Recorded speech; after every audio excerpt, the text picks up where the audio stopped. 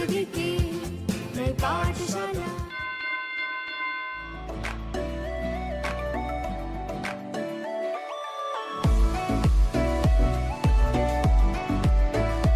सुप्रभात बच्चों, मैं संगीता सिन्हा, आपकी विज्ञान की शिक्षिका। आज आपको 9वीं कक्षा के अध्याय 4 यानी परमाणु संरचना के बारे में बात करें। परमाणु संरचना, आपको लगता होगा परमाणु क्या है, संरचना क्या है, तो ऐसा नहीं है कि आप इसको जानते नहीं हैं। जरा सा पीछे जाइए, आप अभी तक जो विज्ञान सीखे हैं उस पर थोड़ी बात कर लेते हैं, आपको थोड़ी बातें याद दिला देते हैं। मुझे मालूम है इस पेंडेमिक सिचुएशन में आप घर पर होंगे तो हो सकता है आप बहुत कुछ भूल चुके होंगे। बस देखिए, मैं आपको याद दिला देती हूँ। आपने विज्ञान शुरू किया, कैसे विज्ञान हुआ? किसी चीज़ को हमने देखा, किसी चीज़ को सुना, किसी चीज़ को देखते के साथ एक ख्याल आया, अरे ये किससे बना है, ये कहाँ है? तो किसी ने कहा ये क्या है, तो ये पदार्थ है। पदार्थ क्या होता है? पदार्थ वो होता है जो किसी जगह रख दे तो एक छोटा सा स्थान छेक लेता है, उसका एक आयतन होता है, उसका एक भार होता है। तो ऐसी चीज़ें शुरू हुई। फिर लगा पदार्थ कैसे? तो पदार्थ तो 3 प्रकार के, ठोस, द्रव और गैस। ये पदार्थ किससे बना होता है? ये भी ख्याल आया होगा आपके मन में, ये भी पढ़ा होगा आपने कि पदार्थ किससे बना है। तो किससे बना है? जैसे आप सोचते होंगे, जैसे कोई घर बनते हुए देखा, कोई दीवार बनते हुए देखा, तो क्या देखा? सबसे शुरू में एक ईंटा आया, एक ईंटा आया, फिर उसके बाद दूसरा ईंटा जोड़ा, फिर तीसरा ईंटा जोड़ा, ऐसे जोड़ते जोड़ते जोड़ते हमारा एक दीवार बन गया। तो कोई आपसे क्या पूछेगा, वो दीवार कैसे बना? तो आप क्या कहेंगे? दीवार कैसे बना? तो दीवार ईंटा से बना। क्यों? क्योंकि ईंटा जोड़ते जोड़ते ही दीवार बना। तो इसलिए उस दीवार की सबसे छोटी इकाई क्या हो गई? वो एक ईंटा। और फिर वो ईंटा किससे बना होगा, ये भी आपके दिमाग में ख्याल आता होगा। फिर आपने बोला अरे ईंटा में छोटे छोटे कण थे, उससे बना होगा। तो फिर इसका मतलब क्या हुआ कि जब भी कोई पदार्थ हम देखते हैं तो पदार्थ को देखने के बाद हमें एहसास होता है, हमें जानने की इच्छा होती है कि ये पदार्थ किससे बना है। तो बच्चों, हम तो आज अध्याय 4 पढ़ रहे हैं, इसके पहले आप अध्याय 3 भी है। तो ये सब जो पहले अध्याय, दूसरे अध्याय, तीसरे अध्याय सबको जो पढ़ते आएंगे तो एक बात बहुत अच्छे से निकल के आएगी कि पदार्थ अणु से मिलकर के बना होता है, परमाणु से मिलकर के बना होता है। यानी अणु से मिलकर के बना है, अणु परमाणु से मिलकर के अणु बने, अणु से मिलकर के परमाणु बना, कोई भी पदार्थ बन रहा है। इसका मतलब पदार्थ की सबसे छोटी से छोटी इकाई, सबसे छोटी इकाई जिसको हम देख नहीं पाते, तो पदार्थ की सबसे छोटी से छोटी इकाई को हम क्या कहते हैं? परमाणु। और इस अध्याय में हम किसके बारे में बात करेंगे? परमाणु के बारे में। तो परमाणु के बारे में सबसे पहले जिसने बात की वो वैज्ञानिक थे चार्ल्स डाल्टन। डाल्टन ने सिद्धांत दिया कि परमाणु जो होते हैं वो अविभाज्य होते हैं, अविभाज्य होते हैं। ये हिंदी है आपकी किताब में लिखी, अविभाज्य मतलब जिसको और तोड़ा नहीं जा सकता। लेकिन क्या हुआ कि धीरे धीरे और भी प्रयोग तो होते ही रहते हैं, आपको पता है वैज्ञानिकों के प्रयोग होते रहे, और धीरे धीरे ये बात निकल के आई कि नहीं, परमाणु अविभाज्य नहीं होते, परमाणु के अंदर भी छोटे छोटे कण होते हैं। छोटे छोटे कण कौन से? इलेक्ट्रॉन, प्रोटॉन और न्यूट्रॉन। इसके बारे में भी आगे बढ़ते हैं। ये पता कैसे चला? तो जे थॉमसन नाम के एक वैज्ञानिक थे जिन्होंने सबसे पहले पता लगाया। उन्होंने क्या किया? एक कैथोड रेज, कैथोड किरण के बारे में पता लगाया। तो कैथोड किरण कैसी थी? ऋणात्मक आवेश थी। आवेश समझते हैं आप? आवेश का मतलब क्या हुआ? जैसे घर में एक प्रयोग कीजिएगा, बहुत अच्छा प्रयोग है, कंघी से अपने बाल को खूब जोर से रगड़िए और कागज के छोटे छोटे टुकड़े आप रख दीजिए। जब कंघी से रगड़ेंगे और रगड़ते के साथ ही यदि आप उस कागज के टुकड़े पर लाएंगे तो कंघी में वो छोटे टुकड़े जो होंगे वो चिपक जाएंगे। इसका मतलब क्या हुआ? क्योंकि कंघी और हमारे बाल से टकरा रहा था, दोनों के परमाणु आपस में टकराए तो उसमें आवेश आ गया। आवेश को इंग्लिश में कहते हैं चार्ज, और इसी की वजह से वो कागज के टुकड़े को उठा लिया। तो इसी तरह से कैथोड रेज, जे थॉमसन, उसने कैथोड रेज को देखा, और कैथोड रेज क्या था? ऋणात्मक आवेश था, उसी को कहते हैं इलेक्ट्रॉन। फिर एक और साइंटिस्ट आए, उनका नाम था गोल्डस्टीन। गोल्डस्टीन, जब गोल्डस्टीन पे बात करेंगे तो गोल्डस्टीन क्या करती है? गोल्डस्टीन ने हमारा प्रोटॉन के बारे में आविष्कार किया। कैनाल रेज एक दूसरी किरण थी, उसका नाम था कैनाल रेज। तो जब कैनाल रेज को देखा गया तो वो कैसा था? वो ऋणात्मक नहीं था, वो धनात्मक था, पॉजिटिव। तो उसके ऊपर पॉजिटिव चार्ज था। तो इस तरह से प्रोटॉन का आविष्कार हुआ, प्रोटॉन के बारे में जानकारी आई, इलेक्ट्रॉन के बारे में जानकारी आई। एक और साइंटिस्ट थे, वो आपके आए चैडविक, उन्होंने न्यूट्रॉन के बारे में बताया। न्यूट्रॉन के बारे में जब बताया तो उसमें कोई आवेश नहीं था, कोई चार्ज नहीं था। तो न्यूट्रॉन के बारे में कोई चार्ज नहीं, इलेक्ट्रॉन के ऊपर नेगेटिव चार्ज ऋणात्मक और प्रोटॉन के ऊपर पॉजिटिव चार्ज यानी वो धनात्मक था। यानी इलेक्ट्रॉन ऋणावेशित था, प्रोटॉन धनावेशित था और न्यूट्रॉन अनावेशित था, उसके ऊपर कोई चार्ज नहीं था। तो इस तरह से परमाणु के अंदर 3 कण होते हैं, इलेक्ट्रॉन, प्रोटॉन और न्यूट्रॉन, और इसको हम कहते हैं अपरमाणुक कण। ठीक है, यानी इलेक्ट्रॉन, प्रोटॉन और न्यूट्रॉन। अब आपके मन में ख्याल आएगा कि परमाणु की संरचना कैसी है, तो बनावट कैसी है, क्योंकि जब परमाणु के बारे में जानकारी हो गई तो उसकी बनावट के बारे में भी बातें होनी शुरू हो गई। तो धीरे धीरे ऐसे ही प्रयोग हुए और जे थॉमसन ने सबसे पहला मॉडल निकाला। वो मॉडल बहुत अच्छा था, एकदम तरबूज की जैसा। जैसे तरबूज होता है ना, उसको काटते हैं तो लाल रंग का दिखता है और उसमें काले काले बीज होते हैं। तो थॉमसन ने क्या कहा कि वो जो काले काले हैं बीज जो है वो क्या है, इलेक्ट्रॉन है, और पूरा जो लाल वाला भाग है ना तरबूज का जिसको हम खाते हैं, वो लाल वाला भाग जो है पूरा धनावेशित है और उसमें छोटे छोटे इलेक्ट्रॉन वो काले बीज की तरह धंसे हुए हैं। एटम जो है यानी परमाणु जो है वो बिल्कुल वैसा ही दिखता है। फिर क्या हुआ, फिर वैज्ञानिकों के प्रयोग होने लगे। जब उन्होंने इस बात को माना तो कहा कि नहीं, ये बात तो सही साबित नहीं होती है। बहुत सारे प्रयोगों में इस मॉडल के बारे में हमें कोई सहारा नहीं मिलता, कोई उसे समझाया नहीं जा सकता। तो फिर नए प्रयोग हुए तो वो रदरफोर्ड मॉडल के हुए। रदरफोर्ड नाम के साइंटिस्ट ने किया, उन्होंने बहुत अच्छी बातें कही, आप अपनी किताब में पढ़ सकते हैं। बहुत अच्छी चीज़ थी, सोने के पत्थर के ऊपर उन्होंने अल्फा रेज को पास कर। अल्फा रेज क्या था, धनावेशित था।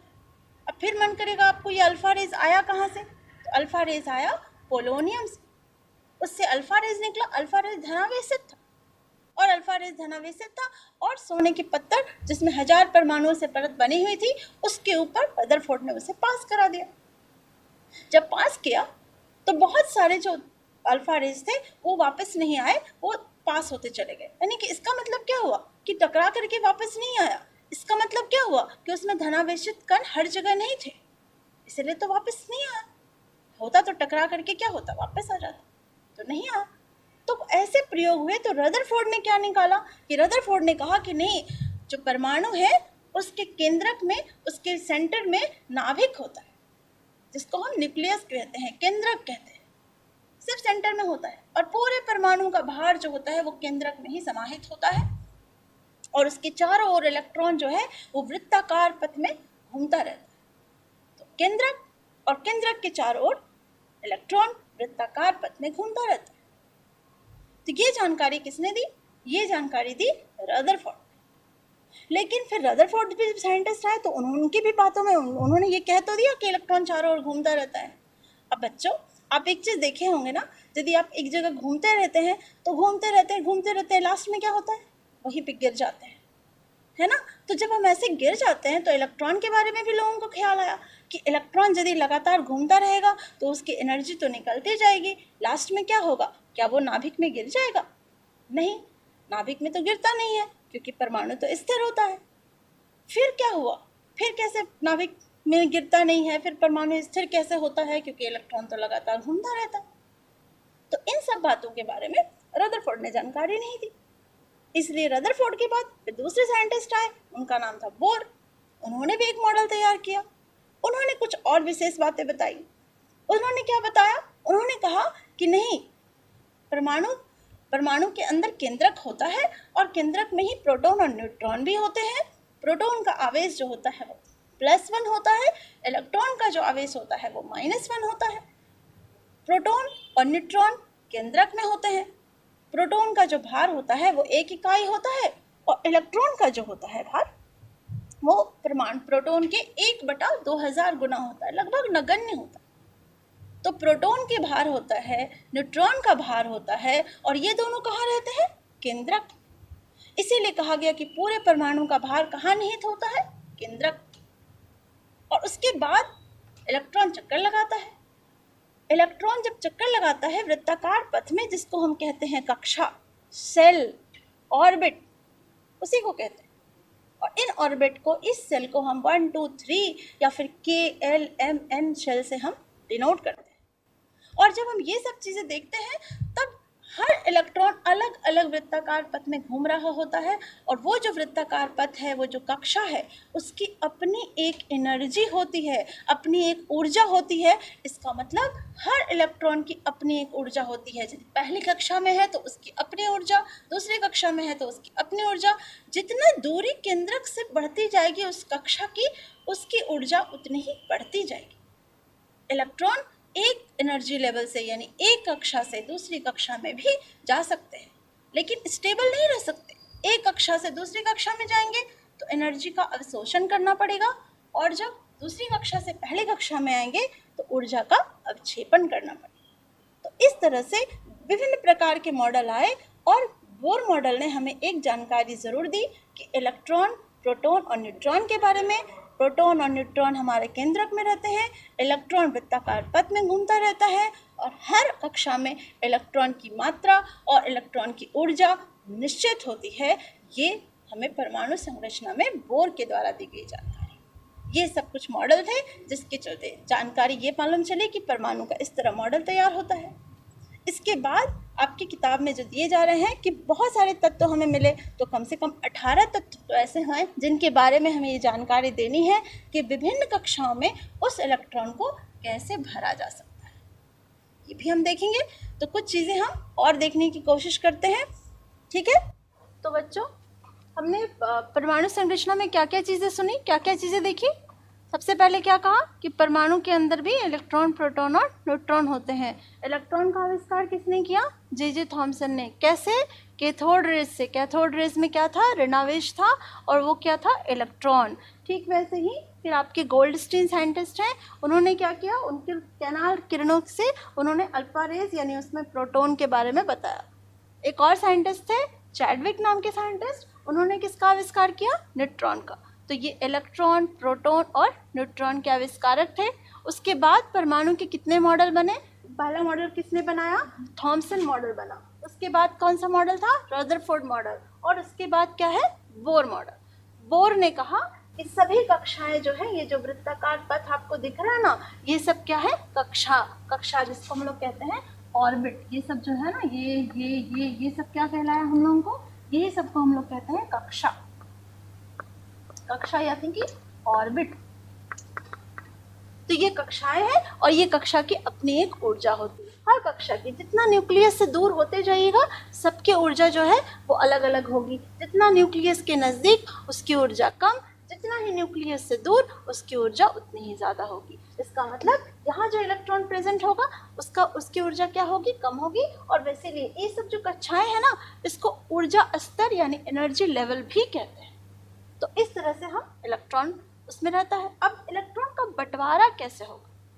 कितने इलेक्ट्रॉन होंगे? सबके पास एक इलेक्ट्रॉन तो है नहीं। हाइड्रोजन की परमाणु संख्या सिर्फ एक है, हीलियम की 2 है, लिथियम की 3 है, बेरिलियम की 4 है ना, बोरॉन की 5 है। तो उसकी व्यवस्था कैसे है? कैसे वो न्यूक्लियस के चारों ओर में है? तो फिर हम लोग क्या बात कर रहे हैं कि यही चीज़ मैंने कहा कि ये ऑर्बिट है, और हर ऑर्बिट को हम लोग क्या कहते हैं? एनर्जी लेवल यानी ऊर्जा स्तर। हर ऑर्बिट की अपनी एक ऊर्जा है। इसका मतलब हर इलेक्ट्रॉन जो हर अलग अलग ऑर्बिट में है, उसकी अपनी एक ऊर्जा है। जो न्यूक्लियस के नज़दीक है उसकी कम ऊर्जा है, जो न्यूक्लियस से दूर है यानी केंद्रक से दूर है, नाभिक से दूर है, उसकी ऊर्जा ज़्यादा है। बोर ने कहा कि इलेक्ट्रॉन यहाँ से जम करके यहाँ भी जा सकता है, यहाँ से जम करके यहाँ भी जा सकता है, लेकिन ऐसा करने के लिए उसे क्या करना पड़ेगा? ऊर्जा का शोषण करना पड़ेगा, ऊर्जा लेनी पड़ेगी, क्योंकि इसकी एनर्जी क्या है? कम, और इसकी एनर्जी क्या है? ज़्यादा। तो यहाँ से आएगा इलेक्ट्रॉन तो कहाँ जाएगा? यहाँ जाने के लिए उसको ऊर्जा क्या करनी पड़ेगी?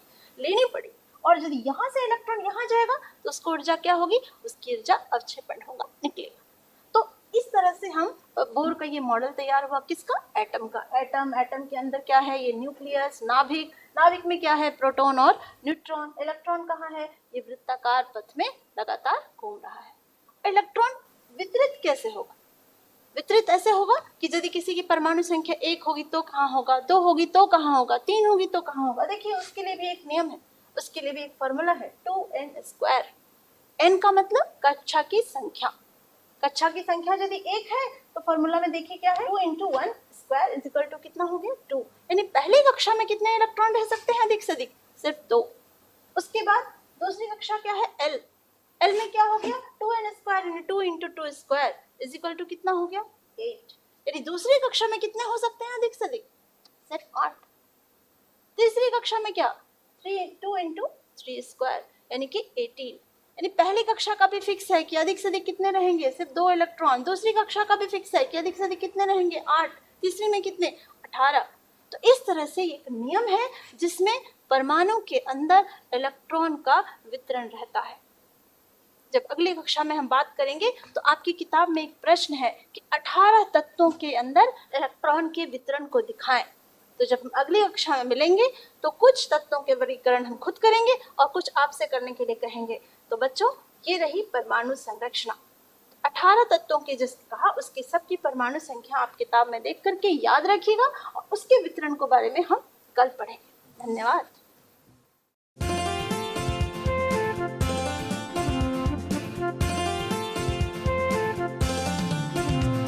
नई जिंदगी की नई पाठशाला, नई जिंदगी की नई पाठशाला। जीने का तरीका सबका अब है बदलने वाला, जीने का तरीका सबका अब है बदलने वाला। नई जिंदगी की नई पाठशाला, नई जिंदगी